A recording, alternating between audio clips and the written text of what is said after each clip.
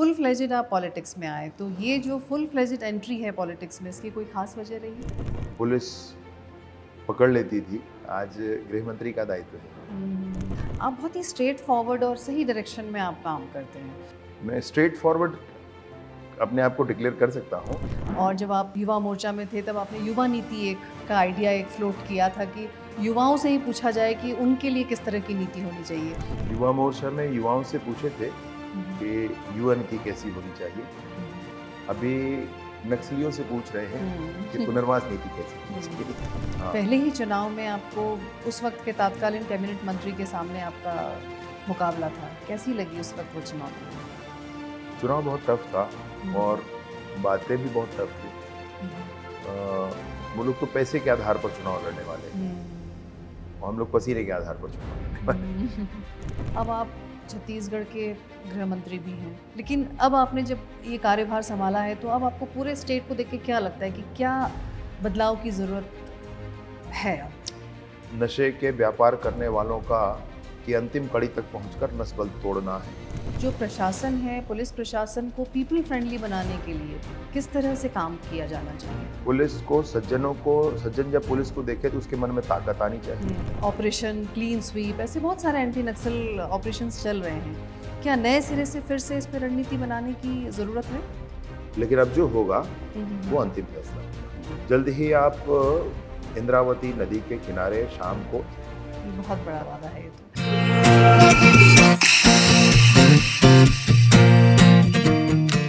बहुत सारे विषयों में गणित एक ऐसा विषय है जिसमें फिक्स्ड फॉर्मूले के हिसाब से प्रॉब्लम्स को सॉल्व किया जाता है। ज़िंदगी भी मैथ्स की तरह ही है, अगर समझ में आ जाए तो बहुत ही सीधी और सरल, और अगर ना समझ में आए तो बहुत तरह के परमुटेशन एंड कॉम्बिनेशंस बिठाने पड़ते हैं।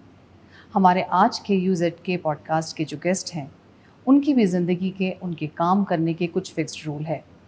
आज हम जानेंगे इस पॉडकास्ट में उसके बारे में। हालांकि उनके व्यक्तित्व के कई पहलू हैं। वो साइंस ग्रेजुएट हैं, फिज़िक्स में उन्होंने MSc किया है, MCA की डिग्री ली है, कॉरपोरेट में काम किया है, शिव भक्त हैं और तकरीबन 20 साल से अपने राजनीतिक करियर में उन्होंने अलग अलग जिम्मेदारियां निभाई और अब छत्तीसगढ़ के डिप्टी चीफ मिनिस्टर हैं।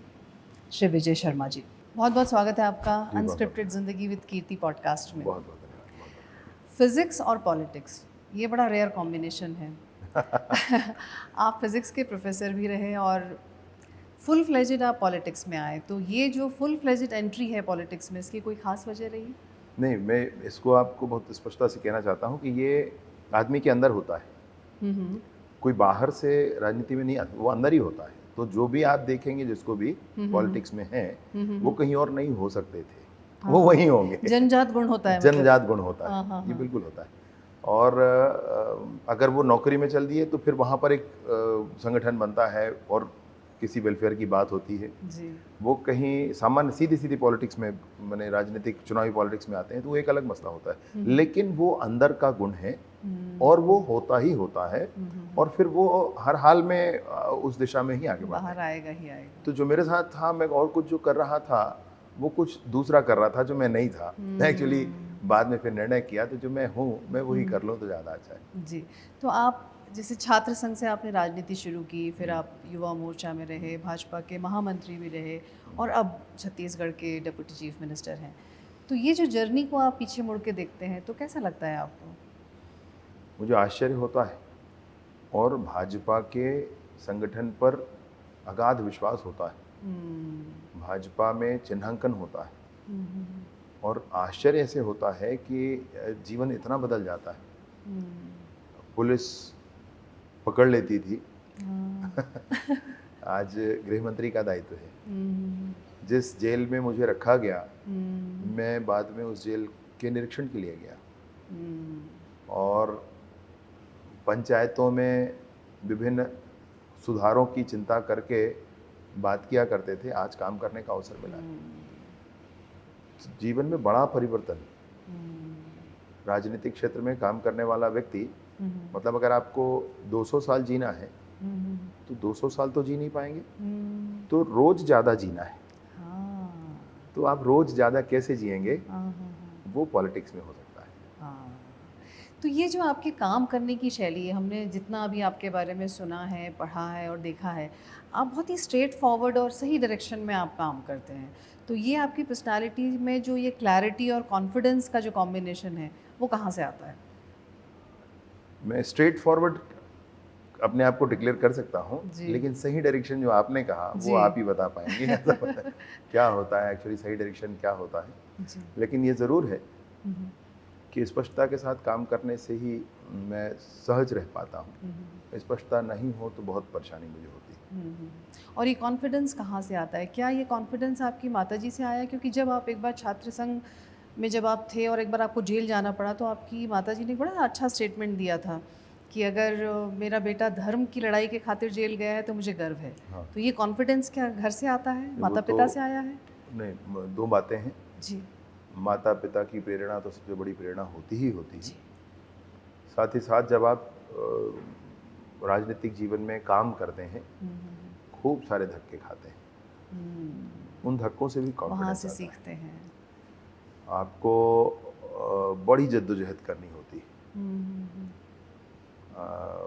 कब क्या हो इसका ठिकाना नहीं होता है। मैं कोई फिल्म की बात नहीं कह रहा हूँ, लेकिन मैं जीवन में जो देखा है, जो सुना है, जिस रास्ते चले हैं, उसी की बात आपसे कह रहा हूँ। तो आपको ये समझ करके अडिगता से खड़ा होना पड़ता है, बिना परिणाम सोचे लड़ना पड़ता है। तो ये जब करेंगे तो कुछ होगा। जैसे आपने कहा भी, आपकी जो बातों से भी लग रहा है कि आप बहुत डिटरमिन्ड टाइप के इंसान हैं, कि आपने अगर सोच लिया तो वो आप करेंगे।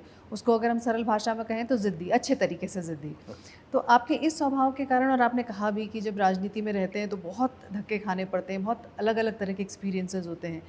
कोई ऐसा एक्सपीरियंस आपको याद आता है कि जब आपको लगा हो कि आप सही रास्ते पर हैं, लेकिन बहुत सारे लोग आपके अगेंस्ट हैं, लेकिन फिर भी आप डटे रहे उस रास्ते के लिए? स्वामी विवेकानंद जी ने कहा है कि अगर आपके रास्ते में आपको कांटे न मिले तो आप ये मानो कि गलत रास्ते पर हो। हाँ।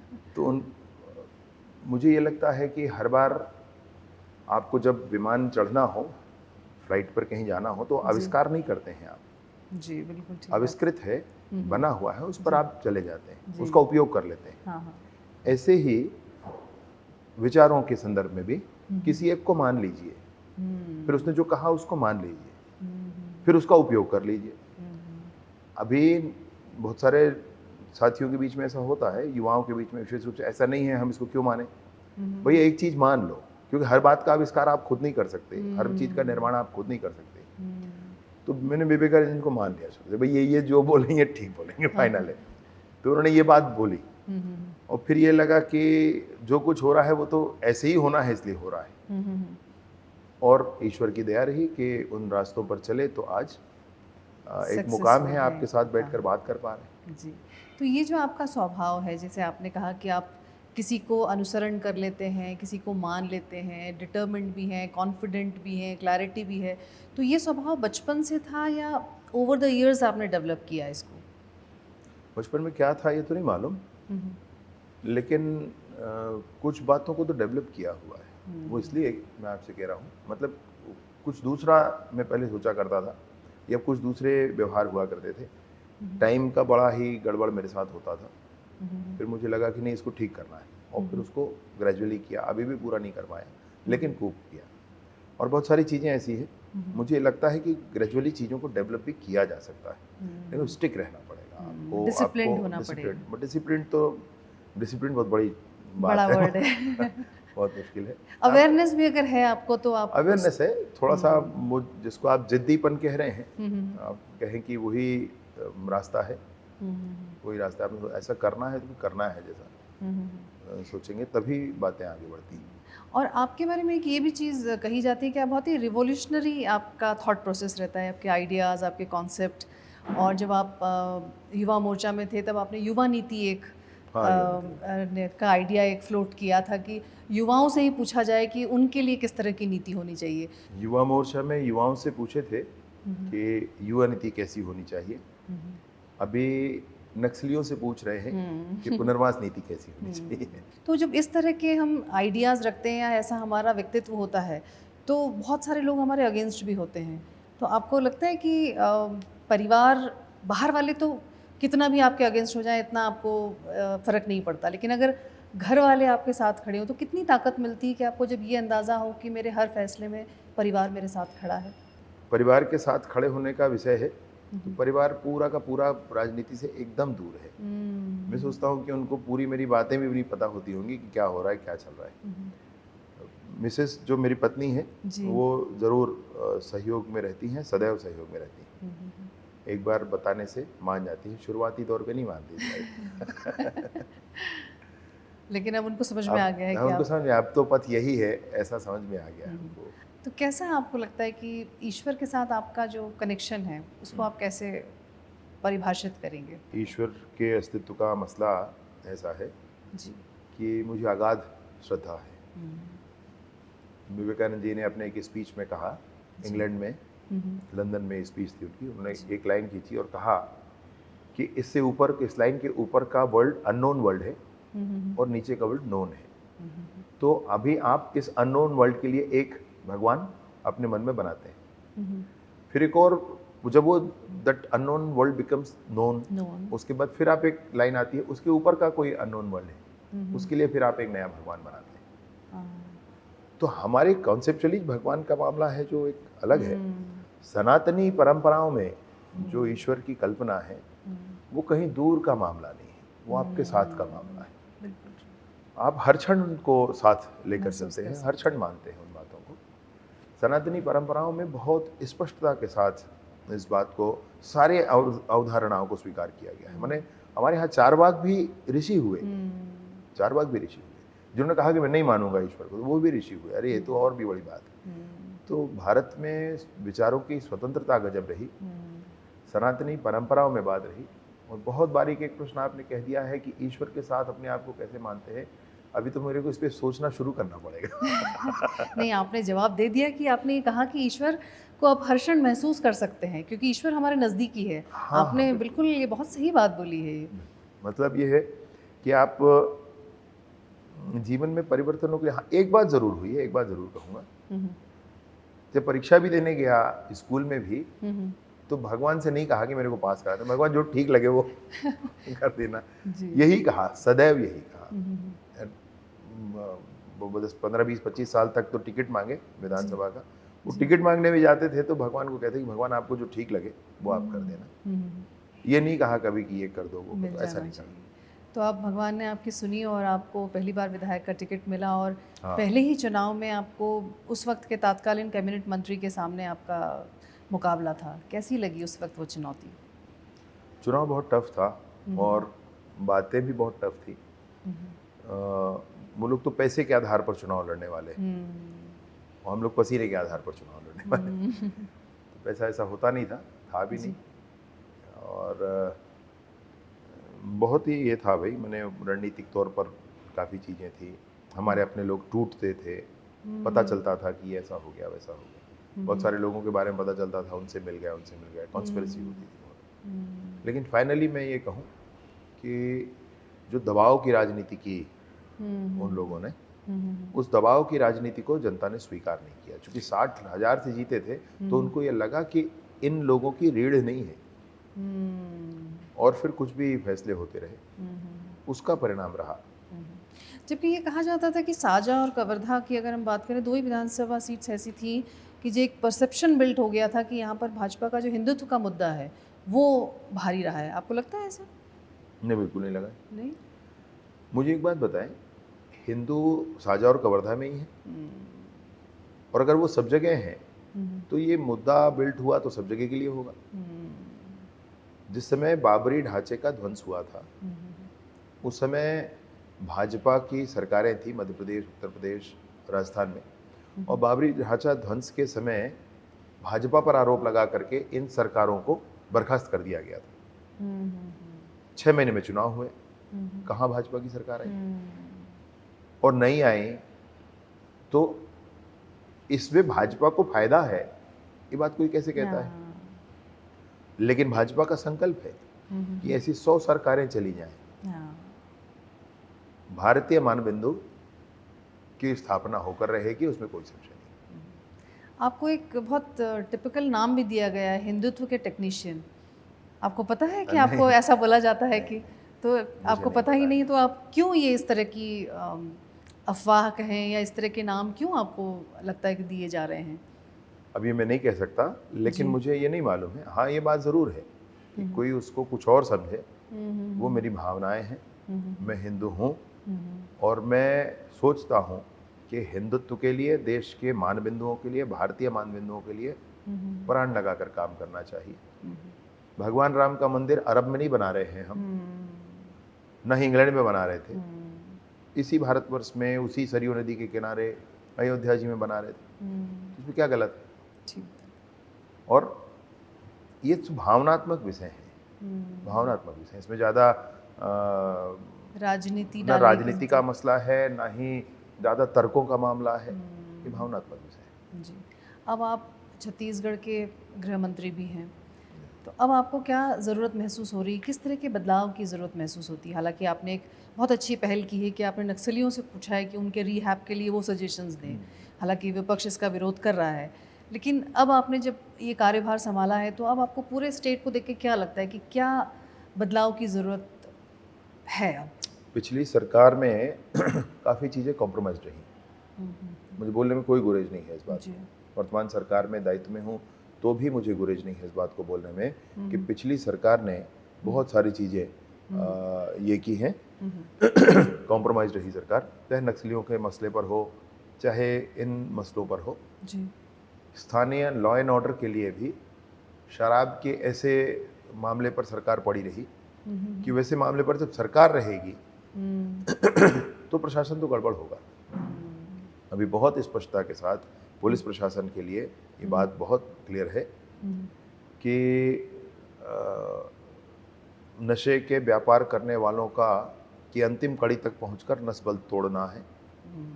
और किसी भी तरह का ट्रांसफ़र पोस्टिंग वाला चिंता किसी के मन में नहीं होनी चाहिए, हर हाल में नहीं होनी चाहिए। कानून का राज होना चाहिए, न मेरा राज न किसी का राज। न माननीय मुख्यमंत्री जी का बहुत स्पष्ट निर्देश है, ये लोकतंत्र है, इसमें कानून का राज होना चाहिए। कानून के राज के लिए ये सरकार काम करती है। लेकिन अक्सर ये देखा जाता है, अभी भी हमारे समाज में ये चीज़ है कि पुलिस का नाम लेते से लोग अभी भी डरते हैं और वो बहुत कंफर्टेबल नहीं होते। तो आपको क्या लगता है कि जो प्रशासन है, पुलिस प्रशासन को पीपल फ्रेंडली बनाने के लिए किस तरह से काम किया जाना चाहिए कि लोग डरे नहीं? और पुलिस प्रशासन का मामला ऐसा है कि पुलिस के सामने बातचीत हुई, जब भी बैठकें हुई तब भी यही कहा गया कि पुलिस को, सज्जन जब पुलिस को देखे तो उसके मन में ताकत आनी चाहिए और दुर्जन जब पुलिस को देखे तो उसको भय डर होना आना चाहिए। चाहिए। अब इस बात को और अधिक स्थापित करने के लिए क्या कर सकते हैं? इस बात को अधिक स्थापित करने के लिए बहुत सारे रिफॉर्म्स की ज़रूरत है पुलिस में भी, उस पर भी काम हो रहा है। समाज के भी सहयोग की अपेक्षा है, उसके बिना तो संभव नहीं हाँ, है। उस पर भी काम अब शुरू होगा ठीक इस चुनाव के बाद। जी। मैं सोचता हूँ कि 5 सालों में अगर काम करने का अवसर जनता ने दिया है जी। तो माननीय विष्णुदेव जी की सरकार नत नयन होकर परिश्रम करके जनता के अपेक्षाओं में खरा उतरेगी। अगर हम नक्सलियों की बात करें, हालांकि आप नई नई नीतियां ला रहे हैं और बहुत चारों तरफ से उनको घेरने की आप कोशिश कर रहे हैं, और अगर एंटी नक्सल ऑपरेशंस की भी बात करें तो operation red terror, operation clean sweep, ऐसे बहुत सारे एंटी नक्सल ऑपरेशंस चल रहे हैं, लेकिन उसके बावजूद भी नक्सलवाद को ख़त्म नहीं किया जा सका इतने सालों के बाद तक। तो आपको क्या लगता है कि कहाँ चूक हो रही है और क्या नए सिरे से फिर से इस पर रणनीति बनाने की ज़रूरत है? नहीं, जो कुछ अब तक होता रहा है वो उसके समापन की दिशा में किया हुआ काम ही है, चाहे वो कांग्रेस की सरकार रही हो, चाहे भाजपा की सरकार रही हो। लेकिन अब जो होगा वो अंतिम फैसला होगा, उसमें संशय नहीं। इसमें सारे दिशाओं से काम करके और इस बात को समाप्त किया जाएगा। जल्द ही आप इंद्रावती नदी के किनारे शाम को इत्मीनान से बैठ पाएंगे, इस बात का वादा है आपसे। ये बहुत बड़ा वादा है। ये तो आपका जो व्यक्तित्व रहा है और जिस तरह की आपकी कार्यशैली रही है, आप काफ़ी विवादों में भी आपका योगदान रहा है, आप जुड़े रहे हैं उनमें, चाहे अगर वो कुकुरमुठा गांव की बात हो या कोई एक जो बांध का विरोध आपने किया था, और बाकी कवर्धा ज़िले में आपने बहुत मूलभूत ज़रूरतों के ऊपर भी बहुत काम किया है कि स्वास्थ्य पे, सड़क है, बिजली है, पानी है। अब आप ऐसा क्या नया छत्तीसगढ़ की जनता को, क्योंकि आप पंचायत मंत्री भी हैं, अब तो नया ही नया होने वाला नया है। ही नया होने वाला है। चाहे नक्सलवाद की दिशा में हो, जी। चाहे पंचायत राज की दिशा में हो, हम्म, गांव का पंचायत हम्म, माननीय मुख्यमंत्री जी से, माननीय प्रधानमंत्री जी से टू वे कम्युनिकेशन करेगा बहुत जल्दी। हाँ, उस पर काम हो रहा है और जल्द ही आप इस पैसे को देखेंगे। जी। माताओं बहनों को अपनी महतारी वंदन की राशि लेने के लिए बहुत दूर किसी कोऑपरेटिव बैंक में नहीं जाना पड़ेगा, अच्छा। गांव में उपलब्ध होगा। गांव में, पंचायतों में माताओं बहनों के लिए एक अलग महतारी सदन बनाने की कल्पना है। ओह, तो वो उसमें सिर्फ माताएं बहनें उसमें उसका उपयोग करेंगी। अच्छा। पुरुषों को नॉट अलाउड लिख देंगे ओह। और क्योंकि ऐसा होता है हर जगह, जी। वो उनका ही वर्चस्व है, वो ही रहते हैं, पंचायतों में रहते हैं सब जगह। हम्म, तो ये एक अलग एक स्थान उनके लिए, छोटे बच्चों के लिए और माता बहनों के लिए हर पंचायत में किया जाएगा। 3000 से अधिक जनसंख्या वाले पंचायतों का मास्टर प्लान बनाएंगे। फाइनली हमको एक दिशा में बढ़ना पड़ेगा, मास्टर प्लान के साथ बढ़ना पड़ेगा। कितने दिनों में क्या डेवलपमेंट आप उस गांव में देखना चाहते हैं, उस दिशा में बढ़ना पड़ेगा।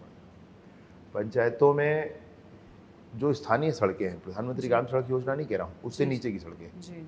उसमें WBM आजकल नहीं बन पाता है। उसके टेक्निकल रीजंस हैं, क्योंकि हथकौड़ी गिट्टी मिलती नहीं है। अच्छा। तो अब कैसे किया जाए, उसके लिए नई टेक्नोलॉजी के लिए मैंने कल ही कोशिश की माननीय नितिन गडकरी जी से बात करने की, और एक टीम उनकी आएगी और वो इस पर निर्णय करेगी कि अलग अलग स्थानों में हमारा मिट्टी का फॉर्मेशन कैसा है, तो हमको कौन सी टेक्नोलॉजी इसके लिए यूज़ करना चाहिए, वो भी करेंगे।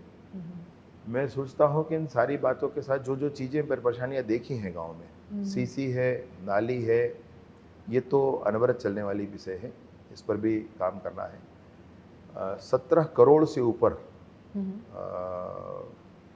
मानव दिवस अच्छा। प्रधानमंत्री ग्राम सड़क योजना के माध्यम से इसका लक्ष्य लेकर चल रहे हैं। 17 करोड़ से ऊपर मानव दिवस होगा, विगत मानव दिवस से 50% अधिक होगा, और 17 करोड़ के बाद अगले साल इसको और बढ़ाएंगे, तो अधिक से अधिक लोगों को रोजगार मिल सके, उन जिलों में रोजगार मिल सके जहाँ पर परेशानियाँ हैं, उसके लिए फॉलोअप कर रहे हैं लगातार। अब आप रोजगार की बात कर रहे हैं, तो जो युवा अगर पुलिस में रोजगार की इच्छा रखते हैं या ज्वाइनिंग की इच्छा रखते हैं, तो उनके लिए वैकेंसीज का आपको क्या लग रहा है कि कब, कितनी और कब निकलने वाली है? अभी 6-7 हज़ार वैकेंसी तो अभी निकल गई है, निकल गई है, मतलब उसके फॉर्म भरा रहे हैं, अभी उसकी बाकी प्रक्रियाएं होंगी। अभी फिक्स करेंगे पुलिस डिपार्टमेंट में कि हर महीने, हर साल के इस महीने में ये परीक्षा होगी, इसको फिक्स करके चलेंगे। अब वो रेंडमली, मतलब आपको आश्चर्य होगा, आज 10 साल हो गए जिसमें सब इंस्पेक्टर की भर्ती नहीं हुई। अभी 10 साल हो गए, अभी जब हमको पोस्टिंग करनी है, नए लोगों को भेजना है, अभी लोग ही नहीं मिल पा रहे हैं। तो इसको अब रेगुलर करना है, हर साल करना है। 10 पोस्ट निकले, 50 पोस्ट निकले, इन्हें हर साल करना है। इसके लिए कैलेंडर बना रहे हैं। केरल और पंजाब के लोगों को दुनिया के दूसरे देशों में अपने सगे संबंधी, दोस्त यार, गांव वाले सब मिल जाते हैं परिचित के, छत्तीसगढ़ के लोगों को नहीं मिलते। तो छत्तीसगढ़ के लिए सरकार अब इस काम को करेगी। दुनिया में कैसे, दुनिया के विभिन्न क्षेत्रों में किस तरह के रिक्वायरमेंट हैं, उस रिक्वायरमेंट को ITI से डेवलप करके, और फिर एक फोरम ऐसा बना करके जिसको अंतर्राष्ट्रीय placement platform, international placement platform ऐसा बनाएंगे। उसमें लोगों को बुलाएंगे, उस कंपनियों को बुलाएंगे, और हमारे स्थानीय लड़कों को, लड़कियों को उसमें प्लेसमेंट देने की कोशिश करेंगे। योग्यता के आधार पर वो जहाँ पे भी जाएंगे, उनको टोल फ्री नंबर, उनको बीमा करना, ये बाद में भी उनके साथ किया जाएगा। तो हमारे क्षेत्र के सेमी टेक्निकल लोग हैं या इंजीनियर्स हैं या इन सारे लोगों को बाहर जाकर के काम करने का अवसर मिले, इसका बीड़ा भी इस बार उठाएंगे। आपने केरल की बात की, तो उससे हमें याद आया कि आपका एक केरल में एक किस्सा हुआ था कि जब आप शायद कहीं स्पीच देने के लिए आप गए थे, तो क्या किस्सा था वो? वो मसला था, युवा मोर्चा की रैली में गए थे जी। मंच था, बड़ा बना था, हम लोग नीचे ज़मीन पर बैठे थे। तो बहुत बड़ी रैली थी जी।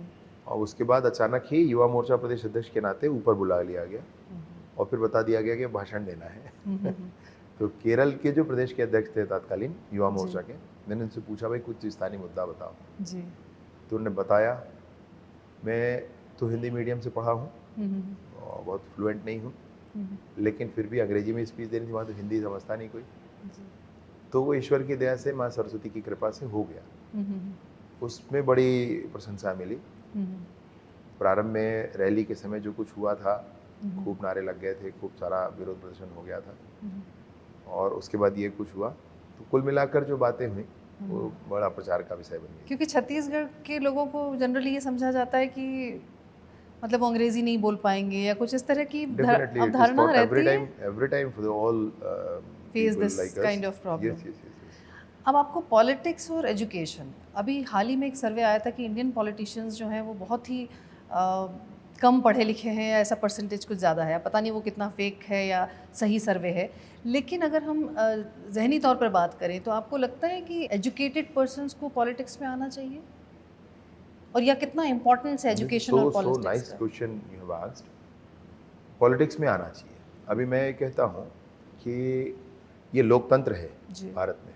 आपको लोकतंत्र ही चाहिए या पुराना राजा वाला चाहिए आपको? किसी को लोकतंत्र चाहिए? नहीं। चाहिए। आपको चीन वाला सिस्टम चाहिए, कम्युनिस्टों का, बिल्कुल मायावादी? नहीं चाहिए। आपको लोकतंत्र चाहिए। जी। तो लोकतंत्र चाहिए तो फिर राजनीति में आना होगा ना। लोकतंत्र चाहिए तो फिर राजनीतिक पार्टियां होंगी, फिर उसमें नेता होंगे, और उसमें ताकत है। अगर अच्छे नहीं आएंगे तो फिर कोई किसी को ट्रस्ट नहीं बिल्ड होगा, आगे चीज़ें नहीं होंगी। ट्रस्ट नहीं बिल्ड होगा, मतलब फिर आप शिकायत नहीं कर पाएंगे। किसी को शिकायत नहीं करना चाहिए। ठीक ठीक। भाई आपको आना ही होगा। आपको लोकतंत्र जीवित रखना है, आपको लोकतंत्र को मजबूत करना है, तो राजनीति में आना चाहिए। कोई दूर बैठकर सोचता है तो मैं उनको यही सलाह दूंगा कि भैया आपने कभी तैरा नहीं है और बस किनारे बैठे आप बता रहे हैं कि ऐसा तैरो वैसा तैरो। तैर कर देखना चाहिए। राजनीति में हर हाल में युवाओं को आना चाहिए। और कोई और कहे कि देश में इतने डॉक्टर्स की कमी, मैं मना नहीं करता, बहुत डॉक्टर्स की कमी, देश में इतने इंजीनियर्स, मैं मना नहीं करता, वो भी होगा। लेकिन हमारे देश में सबसे ज़्यादा कमी है तो नेताओं की कमी है भाई। नेता होने चाहिए। गांव का काम कौन करेगा? जो एक्सीडेंट रास्ते में हुआ होता है ना, तो बहुत सारी गाड़ियां निकल जाती है, जिस पे ब्रेक लगता है वो किसी पार्टी का हो, मैं नहीं कह रहा हूँ, या किसी भी तरह का हो, जिसके हृदय में नेता है उसी की गाड़ी में ब्रेक लगती है। गांव के विषयों को उठा करके काम करने वाला, वो कोई भी हो, वो जो हृदय में नेता है, राजनीतिक पार्टी से जुड़ा है नहीं जुड़ा है, वो क्या है वो छोड़ दीजिए आप, लेकिन वो नेता है तो वो काम होगा और बात आगे बढ़ेगी। इसलिए गांव में नेताओं की जरूरत है। व्यक्तिगत स्वार्थ को छोड़कर राजनीतिक क्षेत्र में सक्रिय होकर गांव की चिंता करने वाला ये नेता होता है। स्पष्टता के साथ युवाओं को कहता हूँ, हमारे युवा मोर्चा के कार्यकर्ताओं को और छत्तीसगढ़ के युवाओं को, किसी पोस्टर में छपने से नेता नहीं होगे भाई। आप किसी नेता के साथ गाड़ी में बैठ के या रेस्ट हाउस में बैठकर चाय पीने से नेता नहीं होगे। आपके घर में 10 गांव के आदमी आएंगे काम कराने, तब आप नेता होगे। ये बिल्कुल बेसिक बात है, इसको समझना पड़ेगा। मतलब एकदम क्लियर कट फॉर्मूला है, क्लियर कट फॉर्मूला है। जो लोग, आपने कहा कि युवाओं को राजनीति में आना चाहिए, तो उनको किस तैयारी से आना चाहिए? अगर आपकी इस बात को सुनकर कुछ युवा ये सोच भी लें कि अब हमें राजनीति में जाना है, तो उनको किस तरह की तैयारी? बड़ा झंझावात है। आप परिणाम अभी मुझे चाहिए ये सोचकर राजनीति में नहीं आया जा सकता। मैंने कुछ लोगों को जोड़ा युवा मोर्चा में, बहुत पहले जब युवा मोर्चा जिलाध्यक्ष था, उसमें कुछ लड़के आए भी, और एक लड़के ने बड़ा मौलिक प्रश्न किया कुछ दिनों बाद, जब वो अनेक बैठकों में उनको बुला लिया, अनेक बैठकों में वो आ गए, तो बड़ा मौलिक प्रश्न किया कि भैया मैं इतनी बैठकों में आ गया, मेरे को क्या मिला? तो मैंने उस दिन मुझे बहुत स्पष्टता के साथ आया ध्यान, और उससे भी मैंने कहा कि भैया ये कुछ मिला वाला मामला नहीं है, तो देना है आपको। कारकेट में गाड़ी में नेता बैठकर चल रहा है, वो तो आज आपको दिख रहा है वो उनका संघर्ष नहीं दिख रहा पीछे तो का। पीछे का मामला अलग ही होता है। और जो भी आएंगे राजनीति में, उनको तो ये समझ करके आना है कि भैया मुझे पहले देना है। वो आपको देना ही होगा, समाज को देना होगा, पार्टी को देना होगा, समय देना होगा, जो आप सहयोग कर सको करना होगा, जनता के लिए करना होगा। आप ये मत सोचिए, अपेक्षा मत करिए कि क्या होने वाला है। जब कुछ मसला बनेगा तो बन जाएगा हमारी तरीके से, नहीं तो फिर वही सुबह से बैठ करके खंबा लगवाते रहते सबका। अभी भी कर रहे हैं, लेकिन अभी बड़े पैमाने पर कर रहे हैं, पूरे छत्तीसगढ़ के लिए कर रहे हैं, करने का बड़ा अवसर मिल जाता है। तो बहुत स्पष्टता के साथ मैंने, अगर आपके मन में कोई लेन देन का मामला है कि मुझे गिव एंड टेक वाला कोई प्रॉफिट चाहिए अभी, तो you can not work in politics. अभी नहीं हो सकता अभी। कुछ नहीं सोचा जा सकता। और अगली लहर कैसी आएगी हाँ, you समुद्र never में know. आप नहीं जानते, यहाँ पर भी अगला क्या होने वाला है आप नहीं जानते। कुछ हो गया तो हो गया, नहीं हुआ तो नहीं हुआ। बरसों की मेहनत ऐसे ही खत्म हो जाती है। या फिर आपको एक फिर से गिर करके फिर शुरुआत करनी होती है, फिर गिरते हैं फिर शुरुआत करनी होती है। मतलब चुनाव की बात, मैं अपनी बात कहूँ, जी। मैं पूरी ताकत से 5 साल काम करने के बाद टिकट मांगता था, नहीं मिलता था। नहीं मिलता तो फिर शुरू करते थे काम, फिर पूरी ताकत से 5 साल करने के बाद फिर मांगते थे, फिर नहीं मिलता था। नहीं मिलने के बहुत कारण थे। स्थानीय समीकरण का विषय था, पूरे परिदृश्य को देख करके टिकट वितरण में जब अभी था मैं, तो मुझे समझ में आई बात। तो ये हुआ करता था। लेकिन फाइनली यही करना क्या है भाई, तो आपको संकल्प लेना है, आपको परिश्रम करना है, धैर्य रखना है, टिके रहना है तब फिर मजबूती आपको से। सिद्धि प्राप्त होगी, उसमें संशय नहीं। मैं धैर्य नहीं रखा, हड़बड़ाहट की, तो गए काम से। हर चीज पर सोचा कि मैं क्यों करूंगा, तो गए काम से। और एक बारीक चीज आपसे कह दूं कि कोई प्रशासनिक व्यक्ति होता है, वो सोचता है कि मेरे टेबल से फाइल गई, राशन कार्ड बनाना है, पंचायत का सचिव सोच लेगा कि मेरे पास से गई फाइल, अब जनपद वाला जाने। जनपद वाला कहना मैं तो भेज दिया भाई इसको फूड ऑफिस, अब वो जाने।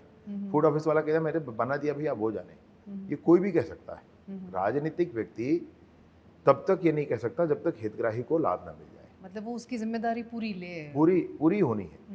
यानी कि प्रशासन जो है वो प्रक्रिया के लिए उत्तरदायी है, और शासन जो है वो संतुष्टि के लिए उत्तरदायी है। तो शासन जो है वो व्यक्ति के संतुष्टि पर काम करता है। तो आप राजनीतिक कार्यकर्ता हैं तो आप शासन की तरफ से हैं, अथवा राजनीतिक कार्यकर्ता है ऐसा माने, आपको संतुष्टि के लिए काम करना है, प्रक्रियाओं के लिए नहीं फंसना है। ये बहुत स्पष्टता है इस मामले में। तो आपसे बात करके इस सवाल के जवाब से ये तो समझ में आया कि आप पॉलिटिकली और एक नेता के रूप में आप बहुत सुलझे हुए हैं। आप क्लियर हैं कि आप क्या हैं, आपको क्या करना है, कहाँ आपको पेशेंस रखना है। लेकिन अगर पर्सनल लाइफ में जाएं तो आप अपने आप को कैसे बेटा, कैसे पति और कैसे पिता मानते हैं? पिता तो ठीक हूँ पति तो कोई ठीक नहीं होता है समय नहीं देते हैं इसलिए, या शिकायत पत्नी को हमेशा रहती है? अब वो शाश्वत है ये सब बातें, मतलब इसमें कुछ नहीं है। लेकिन ये है कि कोशिश करता हूँ, अभी आजकल नहीं हो पाता है। जी। और बेटा तो माँ के लिए हमेशा अच्छा होता है, उसमें क्या है। घर में बेटा कुछ भी हो, पति जैसा भी हो, भारतीय परंपराओं में बहुत सारे ऑप्शन नहीं होते आपके पास, और बहुत सारे ऑप्शन का कोई अर्थ भी नहीं होता। बिल्कुल ठीक बात। कोई बात नहीं। खाली समय में क्या करते हैं? हालांकि खाली समय आपको मिलता नहीं है, बट अब क्या नहीं शौक होता है आपके? लेकिन